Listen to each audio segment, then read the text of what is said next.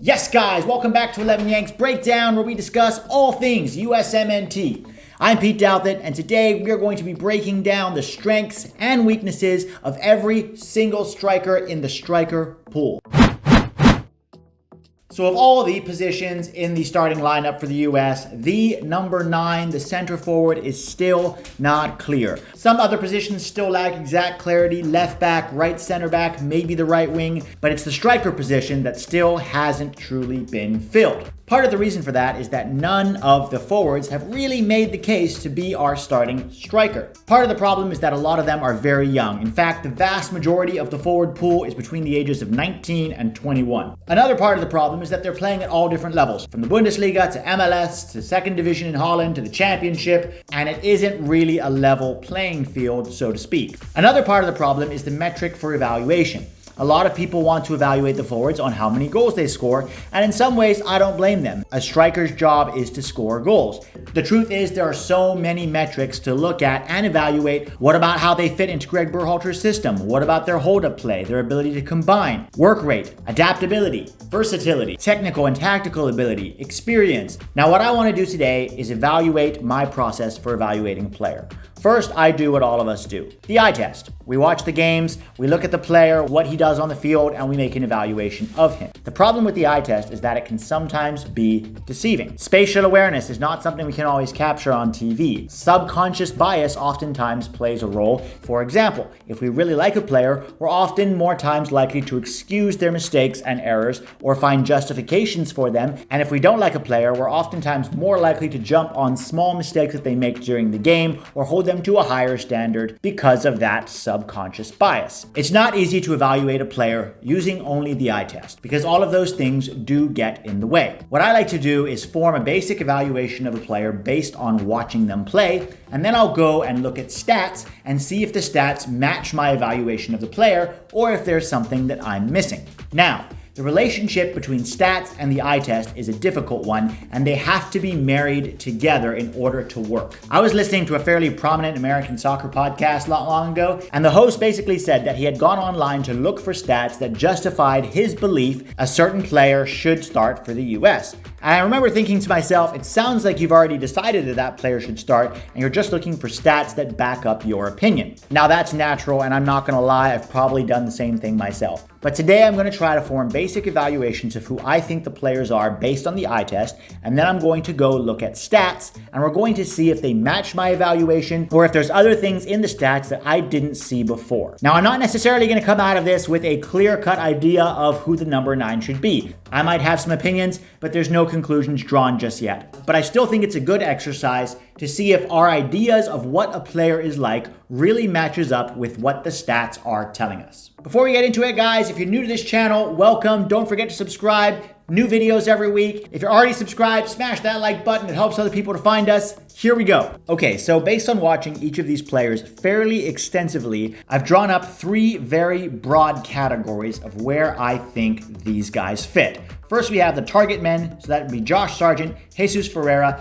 and Daryl Dike. Now, the target men is the guys who are going to hold up the ball. You look for them when you're trying to attack. Oftentimes, you will build an attack around their ability to hold up the ball. Now, these aren't necessarily false nines, although they can be used as a false 9. We saw Jesus Ferreira do this both times that he played for the US. But more than likely, these guys are just your classic hold-up guys who receive the ball, lay it off to a teammate, and then try to make a run in behind to score a goal. The second category is the poachers. And here you've got Gyasi Zardes, Matthew Hoppe, and Sebastian Soto. These are the guys like Chicharito. They are not going to get super heavily involved in the build-up or combination play, but they have a nose for goal. They make good runs in the last 10 yards. They know how to drift in between the 2 lines, how to explode in the right moment to find that space to finish.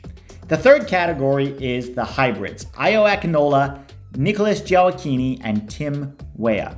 Now, both Weah and Gioacchini have played on the wing sometimes for their clubs, and in Tim Weah's case, for his country as well. Ayo Akinola has played on the wing when he was a little bit younger. The truth is that all 3 of these guys can hold up the ball relatively well. They're all decent finishers, and they also offer more in the midfield, which is why they are sometimes played out of position. Now, these categories are not the all in all, and even within these categories, there is a fair amount of distinctibility between the players, but these are just the broad categories here.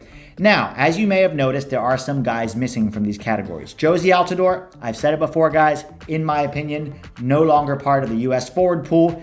There are a few outliers like Haji Wright, Aaron Johansson, and Andrea Novakovic, but guys, none of those players, in my opinion, should be involved with the pool. These are the 9 guys going forward that I think will be competing for that one spot. So with all of these guys, I went and looked at stats that would not only classify them as the kind of forward they are, but also give me an indication of how effective they are as forwards. Now, the only problem I really had was Jesus Ferreira. Jesus Ferreira doesn't play for Dallas as a forward.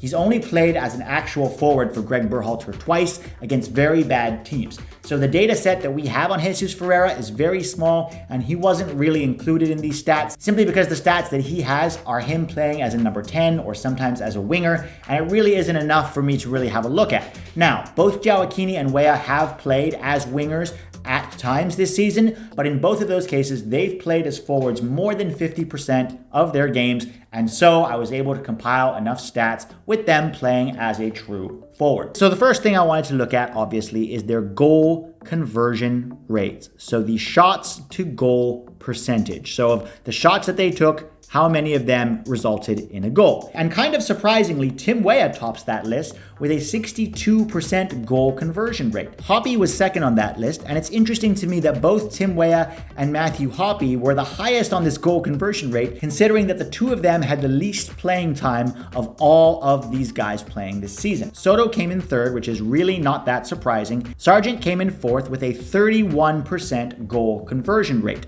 which is higher than Zardes. Honestly, that surprised me because I've thought of Zardes as a clinical finisher over the last few years for Columbus. But guys, Sargent has a better conversion rate in the Bundesliga than Zardes does in MLS. And let's be honest, the amount of time and space that you're afforded as a striker in MLS is significantly more than you would ever be afforded in a league like the Bundesliga. Dike and Sargent both hover at about the same goal conversion rate as each other. Obviously, guys, this isn't going to be a fair evaluation because scoring goals in a league like MLS or the Dutch second division is significantly easier than scoring in Ligue 1 or in the Bundesliga. So those things matter to a degree, but I still think this is an interesting stat to look at. Now, this doesn't necessarily measure finishing ability, it's just shots to conversion. It could also measure decision making. For example, if one of the forwards shoots from outside the box with 6 or 7 guys between him and the goal, and it's not a very high percentage scoring chance, that would affect his goal conversion rate. It might be that he made a poor decision and that affected his goal conversion rate. What I take away most from this is that Weah and Hoppe tend to finish chances more clinically, and that Sargent actually isn't as bad a finisher as some people seem to think he is. I've seen Sargent miss chances he probably should have scored this season, and it's definitely affected my opinion of him. But a 32% conversion rate is still not bad, and I'm actually surprised that he's ahead of a guy like Gyasi Zardes. Okay, now touches per 90 doesn't tell us a whole lot, but it can tell us how involved the forwards are in a game. It makes sense that guys like Gioacchini and Weah, who have played on the wing or have played wide at times this season, it makes sense that they have more touches per 90 than a guy like Soto or Akinola or Zardes, who we consider to be more poachers. Josh Sargent as a hold-up player is obviously high on the touches per 90 chart. What I find most surprising about this is Daryl Dike, who ranks pretty low on the touches per 90. Now, I'm not sure if I should draw too many conclusions about this because I consider, from the eye test at least, Daryl Dike to be a hold-up striker. But a lot of the way that Orlando played last season is that they played a lot through the wings instead of using a pure target man, and that might explain why Dike doesn't have as many touches per 90 as another hold-up player guy like Sargent. We're going to see a theme with Sebastian Soto, and he really is a pure poacher. And I think it will become clear as we start to look at these stats that Soto is the guy least likely to be involved in any other area of the game than simply scoring goals.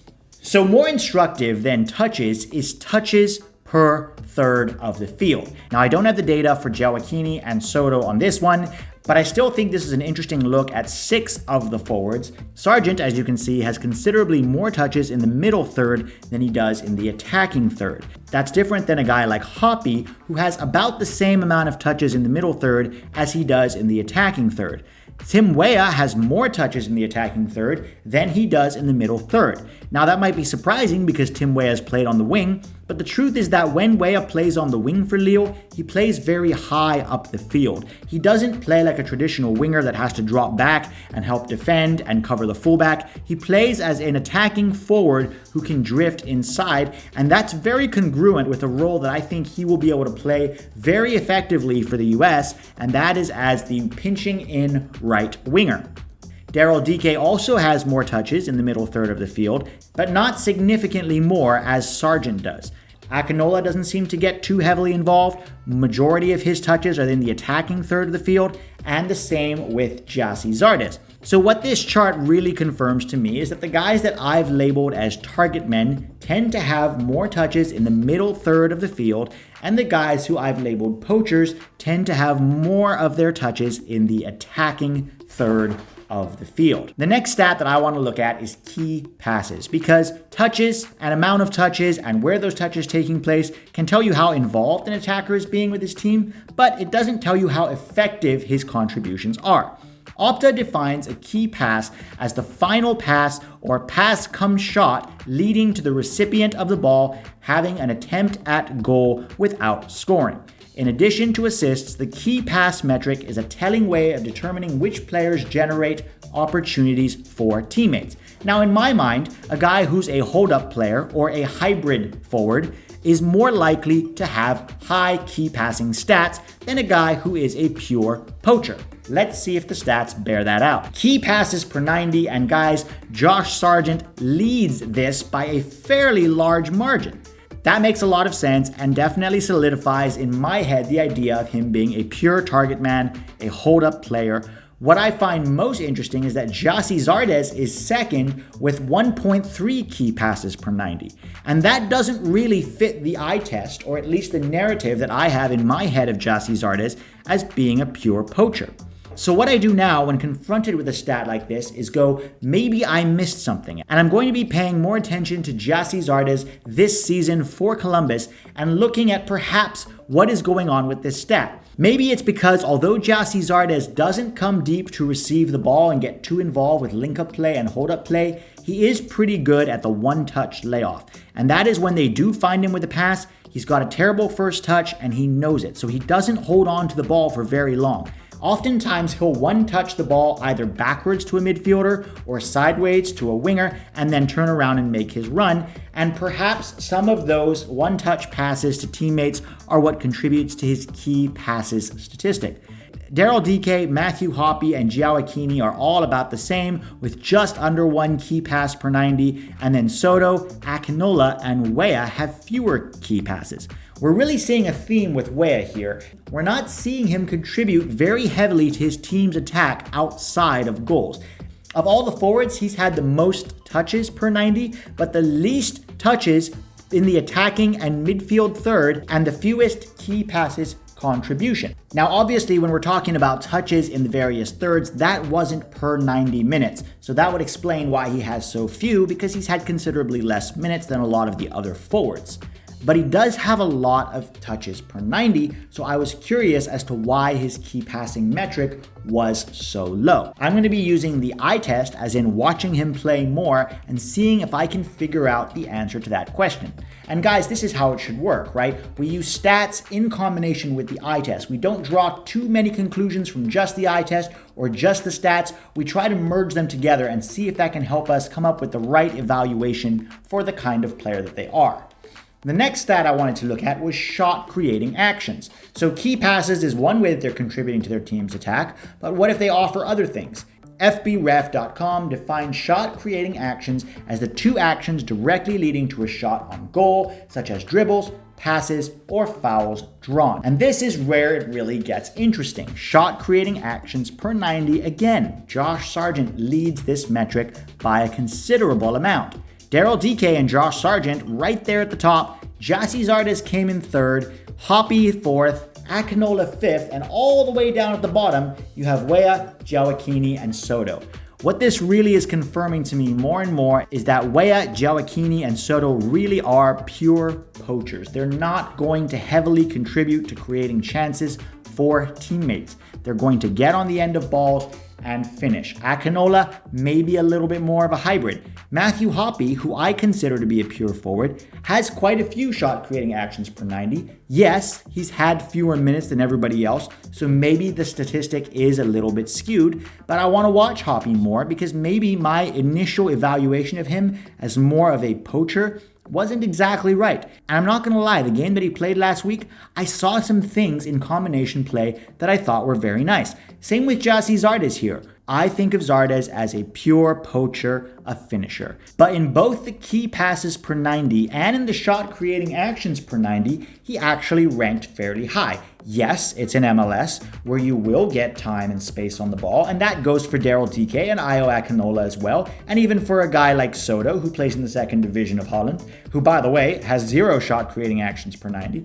But if I'm being really honest, I think that Zardes has found a way, and I'm going to credit Greg Berhalter for this, because he was the one who really worked with Zardes and turned him into a pure forward, to maximize his strength, his ability to lay off the ball with one touch and then move quickly into attacking spaces to finish crosses, through balls, chances on goal. What I'm curious to see with DK is, now that he's in the championship, if these high numbers of key passes and shot creating actions per 90 remain as high as they did in MLS, because that will tell us a lot.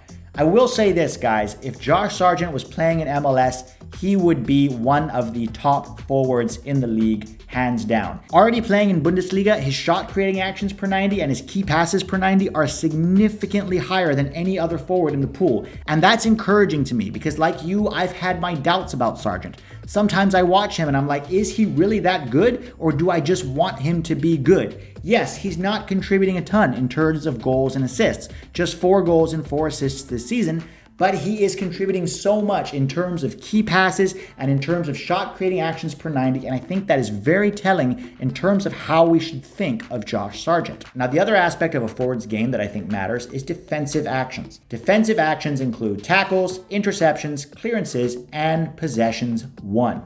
Now, some people might say, come on, a forward should not be expected to defend, but guys, in a pressing system, defending is very much part of a forward's job, and nowadays, forwards drop back and help defend, especially when you're defending deep in a defensive block against a superior opponent. So analyzing a forward's ability to contribute to the team defensively is absolutely crucial in the modern game and needs to be looked at.